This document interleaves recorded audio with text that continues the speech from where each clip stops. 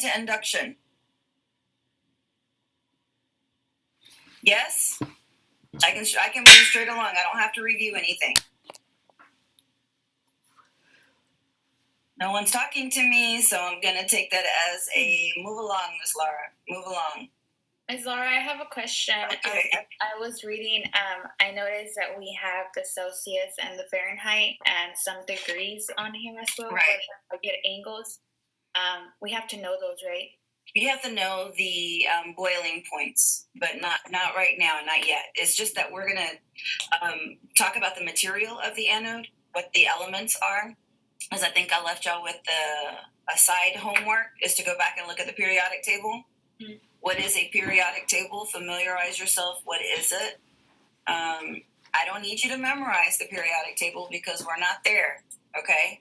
The items that I need you to know for this chapter, we will go over. And like I said, it's going to be cumulative. So there's going to be some words that have to do with electrical forces, electricity. We're going to go back and cover all of the electrical circuits in the spring. Right now, I need you to know the construction of the tube. Okay? But we're going to get into some function.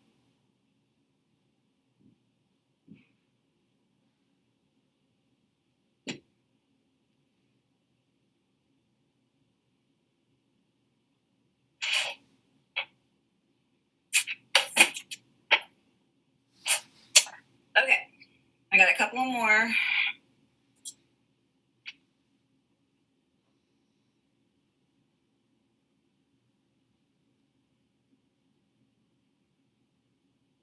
Are there any questions?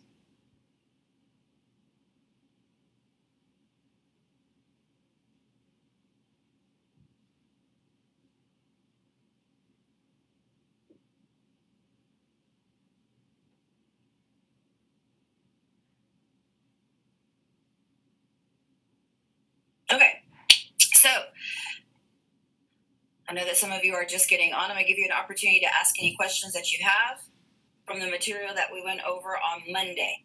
We went over quite a bit on Monday, and it's fundamental. So make sure that you do understand the two different parts that we talked about. We talked about the protective housing, and we talked about the X-ray tube. We talked about the protective housing and the X-ray tube. There are two separate components.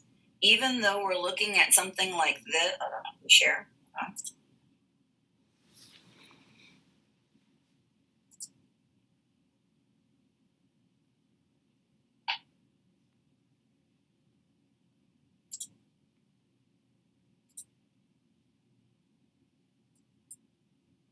Okay. Everyone see my screen? Yes, thank you. So even though we're looking at something like this, we know that there are parts to this. So please expect that I would ask you to label these parts. We know that this is an overhead crane or a tube column, like it says on this, but we know that that's an overhead or a ceiling mount of a tube. We know that this is the protective housing that houses the X-ray tube on the inside. We know that these are the receptacles for high tension cables. High tension cables are for a large amount of energy or electricity that is coming from where?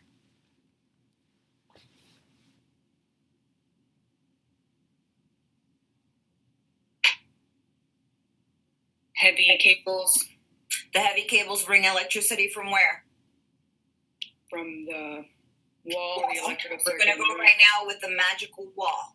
Okay, because we're going to learn what's inside the magical wall. So we have these high tension cables here. All of this is protective metal housing. Inside of it, what are we expecting, Jonan? What do we have inside of the protective housing? The tube?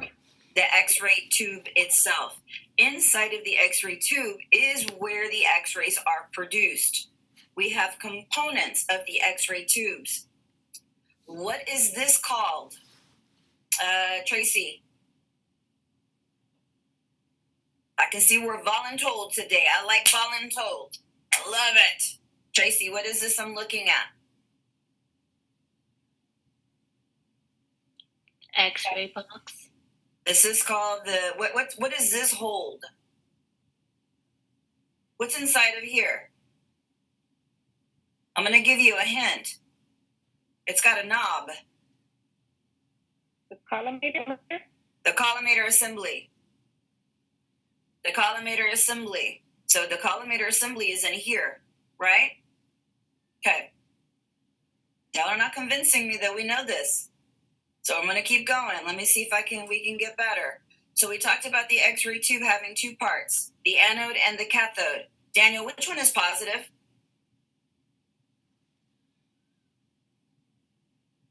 The anode. I didn't hear it, but I read your lips. The anode is positive. So we have been stuck here. This is where we're at. We're going to learn what's happening on the cathode side, but not today. Today we're going to finish with the anode. And we're also going to talk about the induction motor, the electromagnetic induction motor. Okay?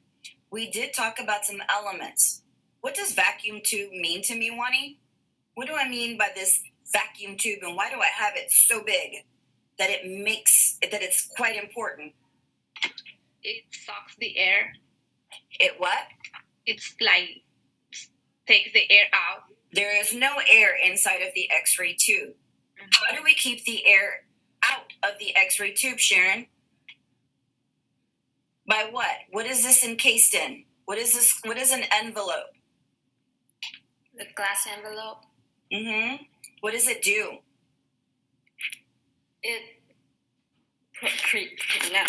It's okay. It keeps the air. It's something Okay. about heat. It does. It has a good conductor for heat. So what is an envelope? Why is there two types of envelopes? We need to maintain a vacuum inside of our tube. We need to keep air out. So encasing our X-ray tube, not our protective housing, they are two separate components. Make sense? Everyone understand that? They are not interchangeable. I cannot say the X-ray tube is the protective housing. They are not.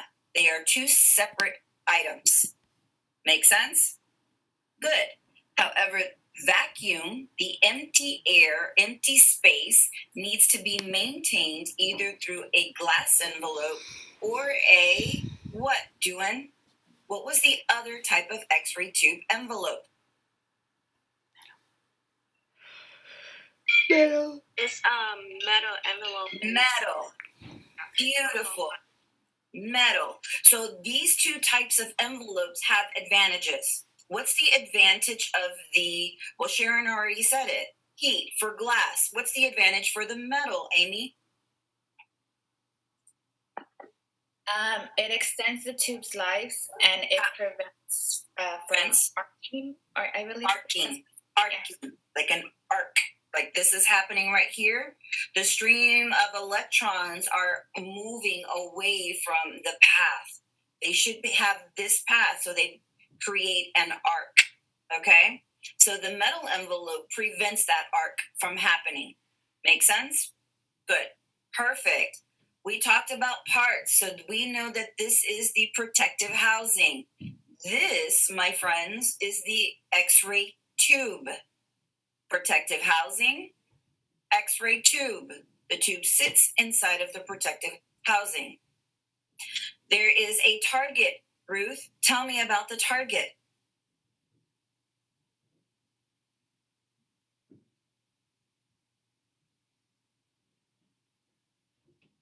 The target allow to stop the X-ray. The electrons. The Electrons. That's where the X-rays are formed. At the target is where the X-rays are formed. Perfect. Good. So we're going to talk about the target, but who can remember the recipe to make X-rays? Who's got it? Jessley, go ahead. There are 3 steps. Give me number 1. The source. Electron. What kind of source? Water source, light source? Electrons. Beautiful. I like it when it's complete like that. It fills my soul. All right, Shibu, give me number 2.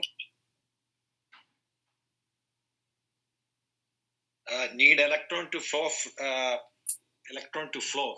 It needs a current. That electrons need to flow, and they will flow and create a current because current is electricity or electrons flowing.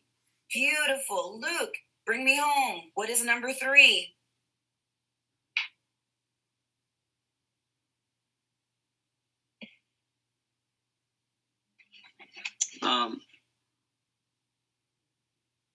We got the electron source. The electrons are now flowing. What needs to happen next? It needs to be stopped abruptly. Abruptly. They need a collision. Okay, so it's like a drama. Thank you guys. You're awesome. So this all needs to take place in order to create X-rays. But something else is also created, Isbedi, that is much more in quantity than X-rays. What is being created or what is being converted? The conversion of electron flow and a collision is going to convert into either X-ray or... I thought it would be it. But I thought it would be the target, but I'm kind of confused on So that. the electrons are going to hit the target to make X-rays. But what else is converted? What else is formed? Heat. Heat. Lots and lots of heat. Does anybody remember how much of the percentage was heat? 99%. 99%, leaving only 1% of X-ray. That is important. Good, I'm glad you have that in your notes. So, we also talked about having a diode. What does a diode mean for me, Jaleisha? What does that mean? What does that word mean? Doesn't diode mean 2 parts, the cathode and the anode? It is 2 electrical parts. And so in this diagram, thank you very much, wonderful. Electricity is coming in on the negative side. Electricity is going to flow out on the positive side. So not only are we bringing in electricity, electrons are going to be free, they're going to flow, they're going to collide, and whatever electricity or electrons will continue on its path of current out of the anode. Okay? Any questions there? This is where I kind of left you off at. We talked about stationary anode and we talked about a rotating anode, right? Jolie, what's a stationary anode? The target does not move. It doesn't move. It's as simple as that. The target does not move. It is stationary. So, son, what is a rotating anode? It's rotating. It spins, right? Oh, yeah. It spins. It moves. It is spinning, and we're going to talk about that spinning. Are there any questions before we get into materials? Now is the time before we start piling on more. Woohoo! Y'all are ready. Yay! Okay, so moving on. When we're talking about X-ray tube materials, we talked about the periodic table. The periodic table holds all of the raw elements that we have acknowledged, right? So here you have the periodic table, and we know that they're classified and broken down by the type of element that they are. Everything is organized in a number sequence. The numbers... I'm sorry, Ms. Lara. I think Esaias is trying to go in the meeting. Who? I'm sorry. Trying to join the meeting. Oh, I'm sorry. Thank you. I should pay attention to my screen here. Okay. Hello, Esaias. How are you? Okay. So when we're talking about the periodic table, we start to create, we talked or pointed out some of the elements that we're going to be referring to. How many of you have started reading ahead of me? You've seen these elements. You've seen these words. You've seen these words. You're like molybdenum. That's how you say that word. Tungsten. That's how you say that word. Copper, pretty easy. Rhenium. Rhinium. What did you learn about rhenium? This is where I see if you read the quote before or more. What about rhenium? Yeah, the thermal capacity of tungsten. Melt my heart. Thank you very much. That's what rhenium does, and we're going to specify that. So the next question that I know Jessley is going to ask me, do we need to know these materials? And it is 100% certain that you do, because these materials allow us to produce X-rays. Their atomic makeup allows us to have the most efficient way of making X-ray, which is 1% of X-ray and 99% heat. Sounds very inefficient, but this is what 1895 still looks like. Got it? Yes? So I'm expecting my brainiacs out there to come up with a better way, right? And when you do write that book and you make that discovery, just, acknowledge your physics or PRE teacher. That's all I'm asking, right? Just a little shout out. Ms. Laura, okay? That's all I'm asking. All right. So here we have that material. We're looking at the two types of anode. The stationary anode is most likely going to be found where, Stephanie? Where do you think we'll find the stationary anode?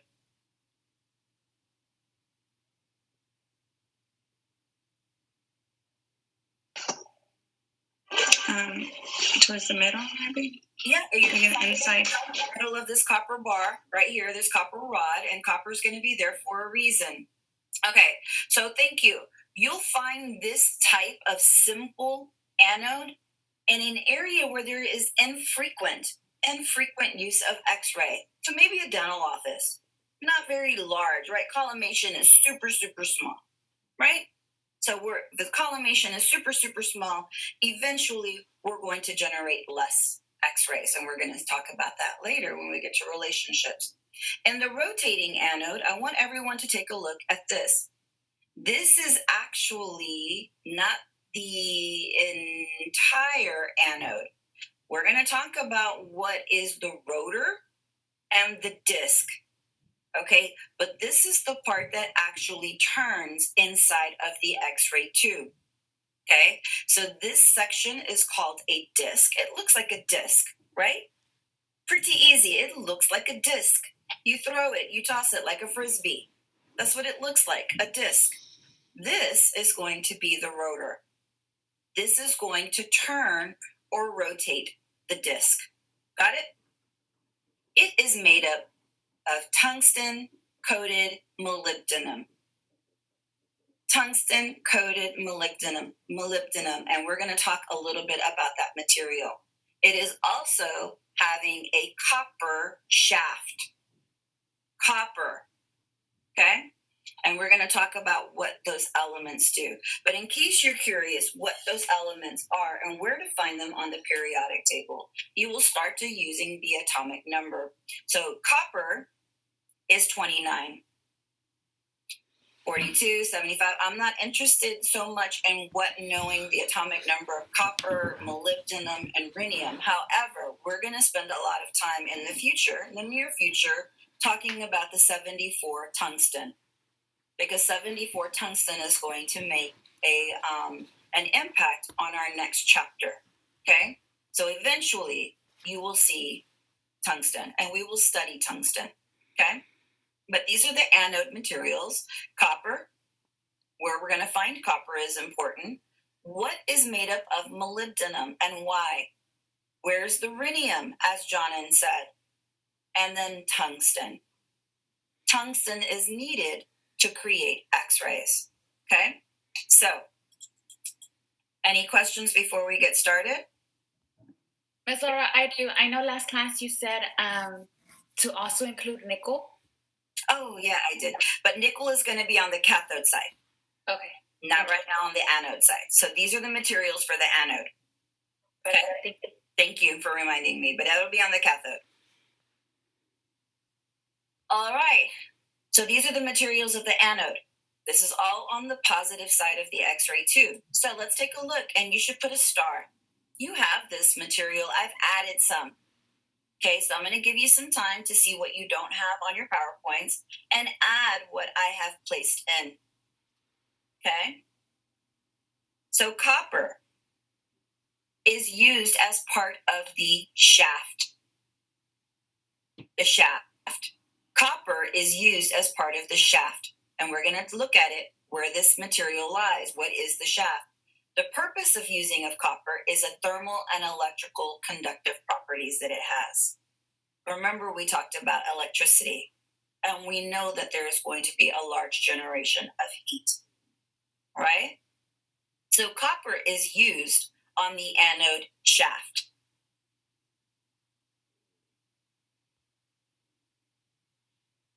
Molybdenum has a low thermal conductivity, meaning it does not get that hot.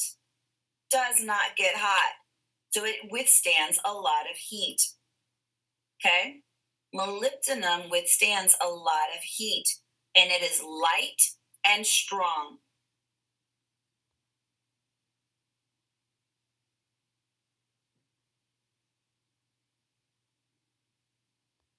An alloy, as it says, a strong alloy. There is a mixture of a metal made by combining two or more metallic elements. In your book, it doesn't quite say what is the other element, but I can tell you it's graphite.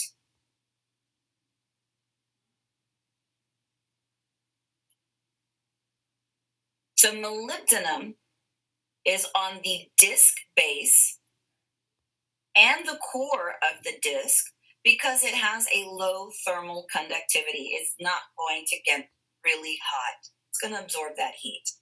Okay? It's light and it's strong. Why does it need to be light? Because we're spinning very, very fast. So copper is used as the shaft because of its electrical and thermal properties. Molybdenum is used in the disc and the stem. There's a stem there. And it has a low thermal conductivity. That's the reason why molybdenum is used. Okay?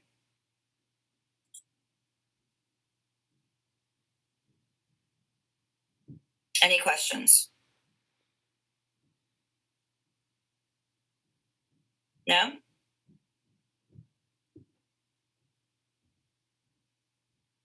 What happened to Sias? Okay, I'm back on. All right. Now, let's look at tungsten. Tungsten, right? Has a very high melting point. So this is the element that we need. Why do we need something that has a high melting point? Why do we need something that has a high melting point? All the heat. For that 99% heat. We know that there is a large amount of heat that is going to be generated at the target. At the target, not the shaft, not the entire disc, but at the target. So we need a high melting point target so it doesn't melt with all of the heat that is being generated. Make sense? Yes? Perfect. So tungsten is used as the material of choice for the target because it has a high melting point.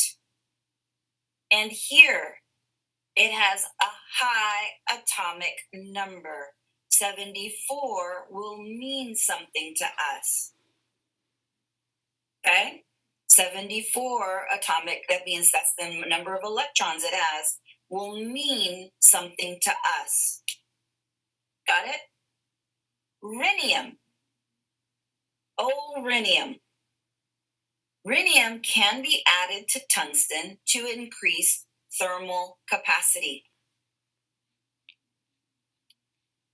We know that tungsten's going to get super hot. So we're going to add a little bit of rhenium, mix in a little bit of rhenium so that we can go ahead and have a resistance of the material breaking under tension. So rhenium is used to increase the thermal capacity, which makes or creates that resistance under that tension of breaking, okay? Breaking eventually is going to be called pitting when we get to that. Perfect. Okay, any questions? So we have the materials. We looked at these materials and we said copper. Where's copper located?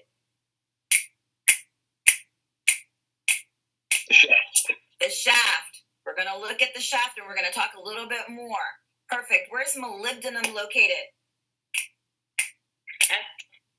Disc. The disc, the anode disc. Beautiful. Also on the Perfect. stem. So does the disc, let me ask this question. Does the disc belong to the stationary anode or the rotating anode? Rotating. Perfect. Beautiful. Esbedi, what is rhenium? Rhenium. I know it's added to to the thermal capacity, like to make It's added to what? Tungsten? the tungsten. And what is tungsten? Tungsten is material that has very high. It's not easy to melt. There you go. So we have learned some chemistry words, haven't we? We've learned some chemistry word, and we're using these ingredients for their capabilities. Make sense? We're using these ingredients for their capabilities. Everyone clear on that? Pretty easy, right? I'm breaking it down, simple and simple. Yep. All right. So, are we all clear on what they do? Did everyone copy what they needed to copy out of this slide and add to their notes? We'll give it a few more seconds.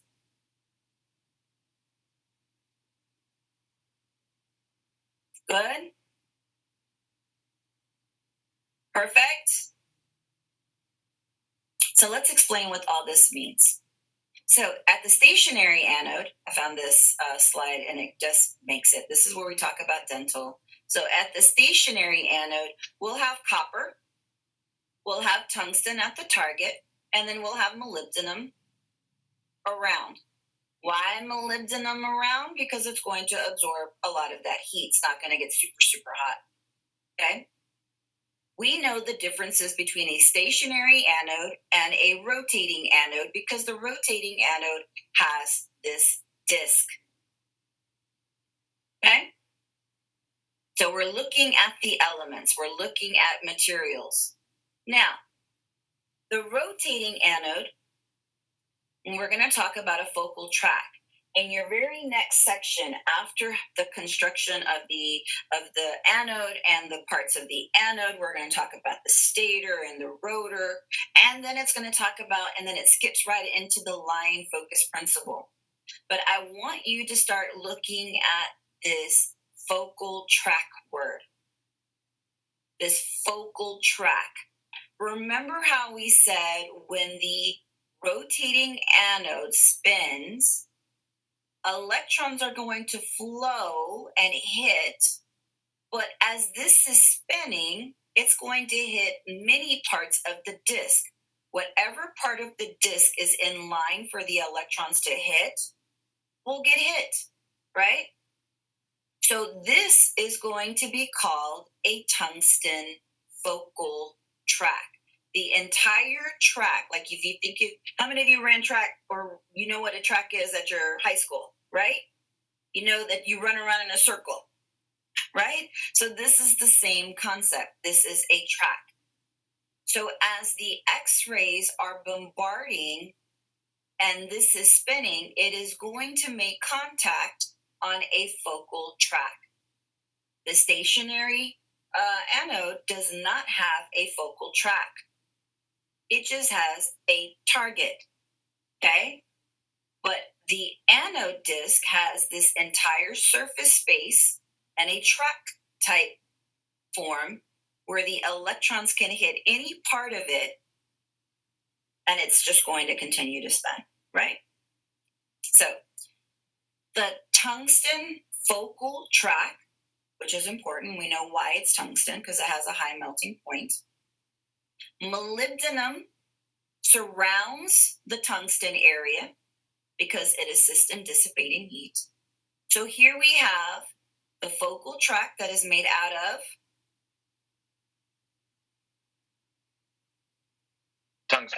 Tungsten. Then we have the disc inside and outside of the focal tract, and the base of the disc made out of molybdenum. Okay?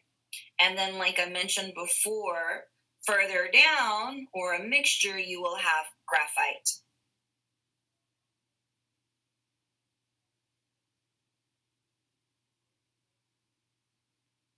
So, the construction of the focal tract, same thing like the stationary anode. The target is tungsten.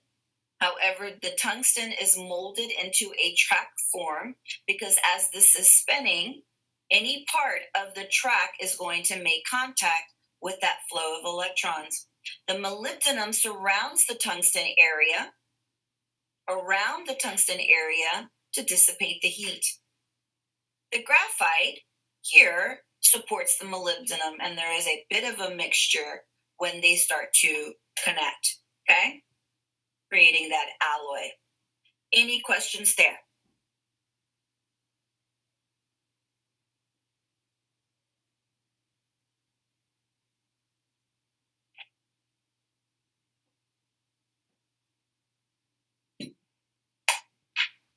Go ahead. Now is the time, because this I know is deep. We're getting deep. Can you explain it one more time, please? Sure. Let me see if I have a better image. No, I don't.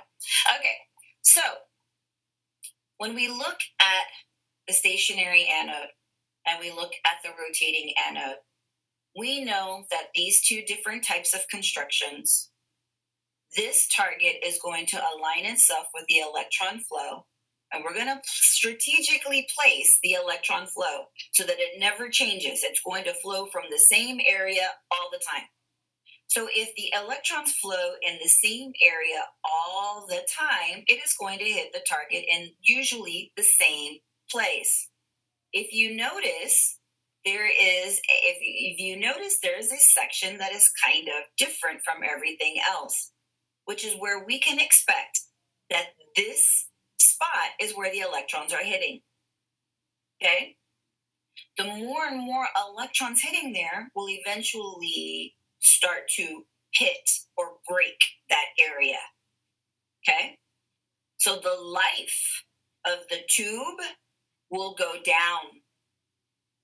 Remember, this is a vacuum. This is all inside of a vacuum tube. If you break one part inside of the vacuum, you throw the whole tube away.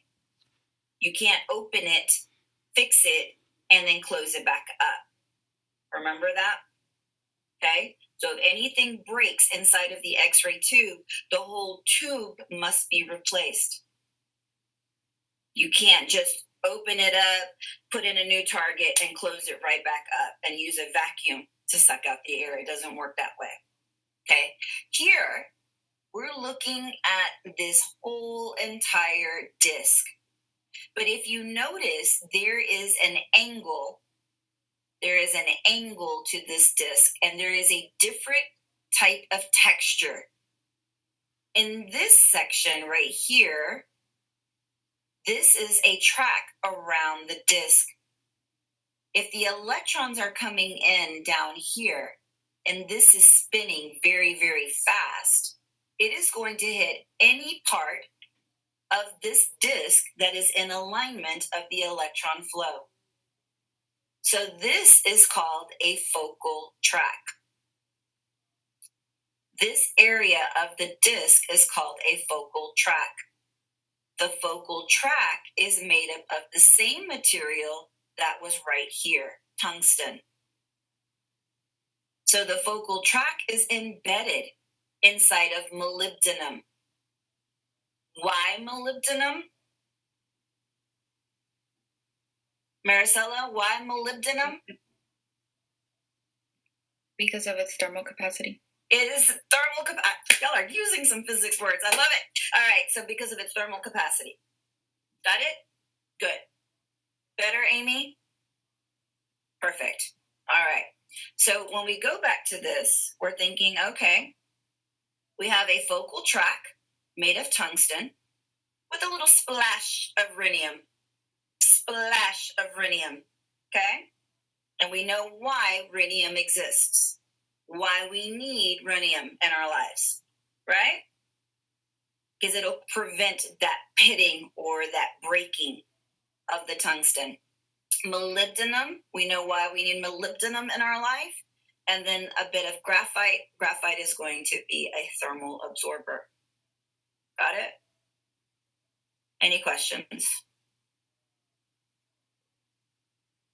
Are we still on the anode? We're all on the anode. This is only anode. We haven't even ventured off to the negative side. We're still on the positive side. So the anode, we're moving into a separate section now.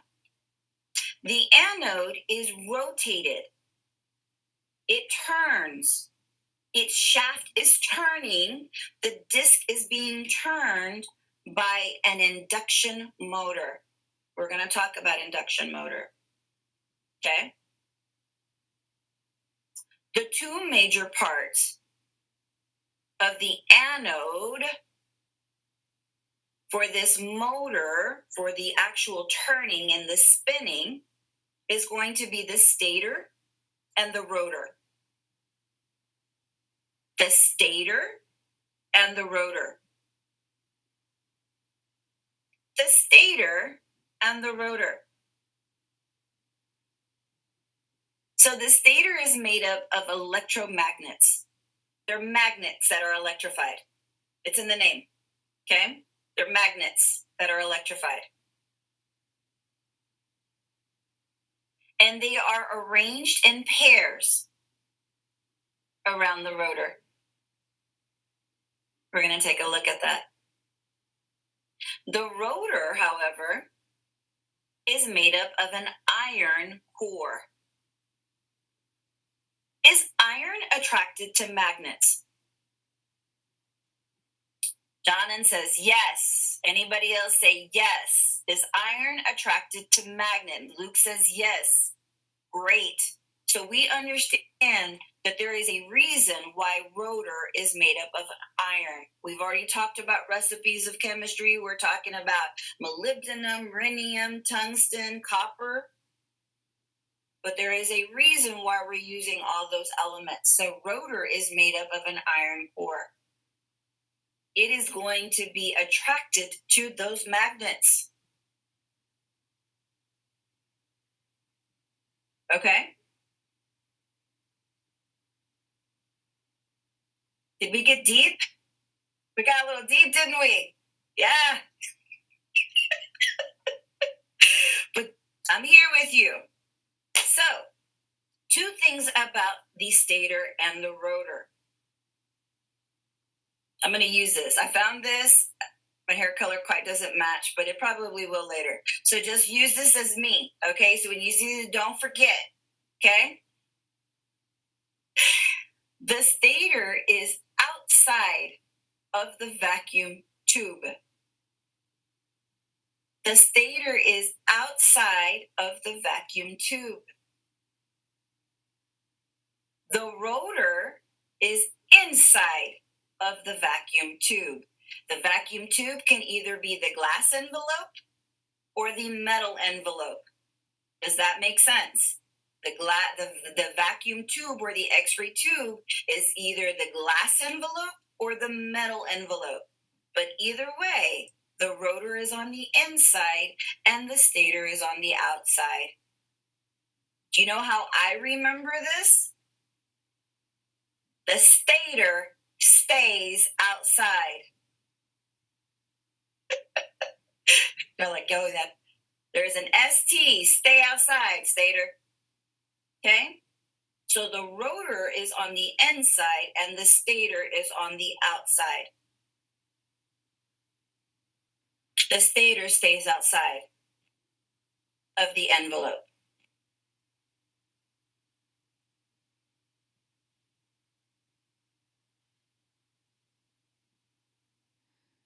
So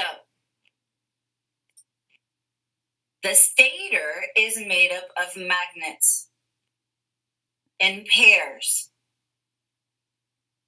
Electricity is applied to the magnets to create a magnetic field.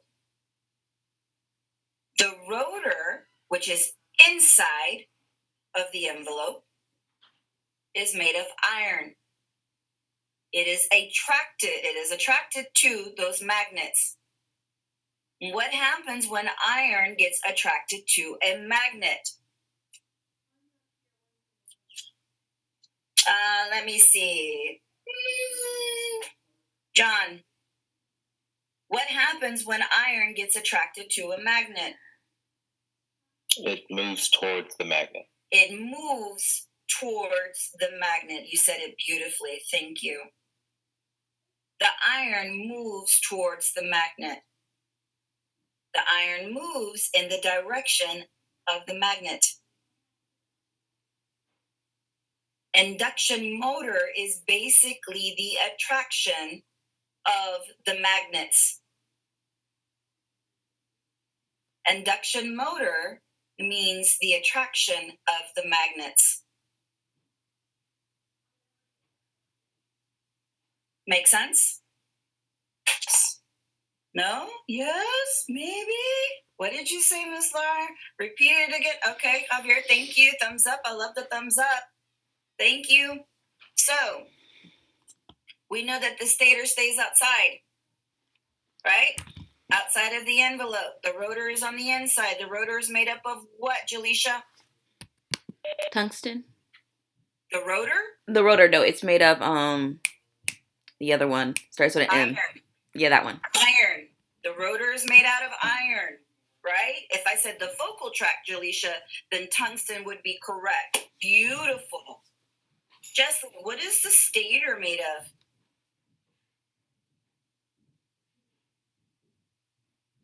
Yeah, Jessley.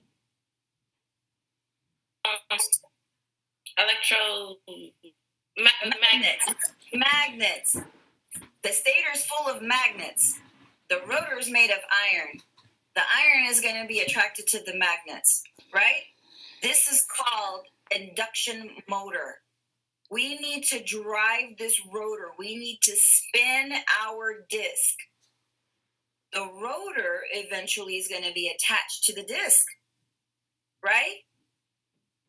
And the magnets are going to be applied electricity that is going to create that field to spin the rotor. So, here, this is what it looks like. So, this is where I'm going to stop because I have a meeting here in a little bit and I want an opportunity to review you. Oh, matter of fact, I'm going to stop here. So, I'm going to give you an opportunity to copy this down in a minute. So induction motor is responsible for rotating the rotor. The rotor rotates. The induction motor of the stator and the rotor, so the stators are going to have magnets. These magnets are going to be energized at different points of the stator, allowing the rotor to be attracted, and it is going to spin. So, induction motor, the stator and the rotor. The stator stays outside of the envelope. The rotor is inside of the envelope. The rotor is made of iron. The stator is made up of magnets. So in this image, you can see these magnets are going to be energized in pairs. And when they are, the rotor is going to move. So I have something really quickly. I want you to kind of see this. I don't know if we'll have time, but I thought this was really funny. So I'm going to have to change my screens. Hold on.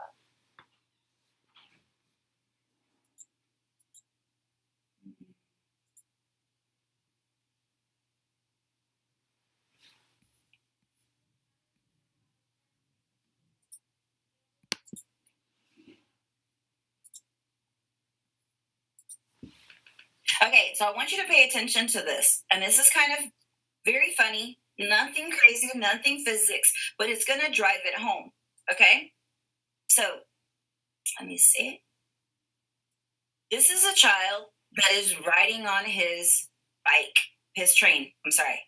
And the dog, I want you to pay attention. As he's moving around, the dog is going to turn. Okay?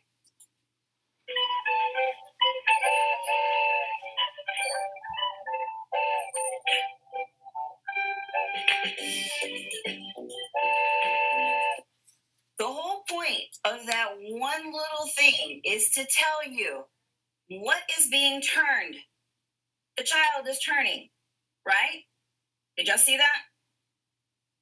Guys, did y'all see that? Yes or no? Thank you. So so when we think about the stator, as those magnets are being electrified, the ore or the iron ore shaft or rotor is turning to meet those magnets. Make sense? Because the rotor stays on the inside of the envelope, so there is no connection. It is the magnets that is driving or turning that anode disc by way of rotor. I'll say that again. The disc is turning because it is connected to the rotor. The disc is going to turn because it is connected to the rotor. The disc is going to turn because it is connected to the rotor. The rotor is turning because it is being magnetized with the stator. It is being attracted by the magnets of the stator. So the rotor and the stator never touch. They don't touch. Just like the dog and this child, they're not touching. The dog is turning because he's attracted to the child riding his train. Make sense? The iron is turning because it's attracted to the magnets that are being energized. So here, let's break it down back into this other screen.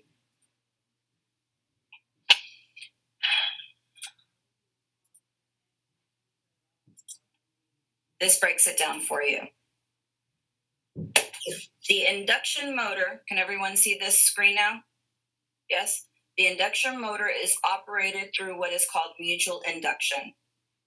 Step 1, the first set of stator magnets that are paired are energized. This creates a magnet field. The rotor moves to that magnet, aligns itself. Then once it does that, that first set is turned off. The next pair of stator magnets are energized, causing the rotor to move again. Make sense? And then it happens continuously. So it's almost like you turn them on, you turn them on, you turn them on, turn them on, turn them on, turn them on, turn them on, and this is what creates that rotation spin.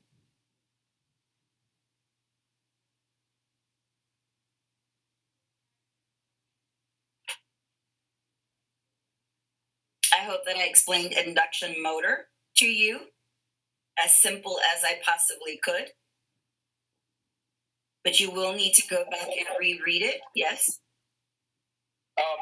Just have a question about the stator. So looking at that, like one of the pictures in the books, it has a stator on top of the rotor and a stator on the bottom of the rotor. Mm-hmm. So to align itself. Remember the north and because every iron ore has a north and a south pole. Yeah, but I don't want to get into that. I just need you to know at this point. I will, Jonan, when we get to physics. Okay. Right now, I need you to know that the magnets are turned on in pairs, causing the iron ore rotor to turn and align itself. But yes, you're right. They align themselves by north and south poles. Okay. Mm-hmm. So so when you say the this might pertain to that too, but the electromagnetic pairs, are the pairs formed in like one of those stators, and there's another form of pairs on the other stator? No, you see right here, it'll say N1S1, N2S2, N3S3. So those are the pairs. So okay, these two are magnets. Yes. These So like the one on the top, the stator on the top is the north, and the stator on the bottom is the south. correct. Those are the pairs. Okay, gotcha. Mm-hmm.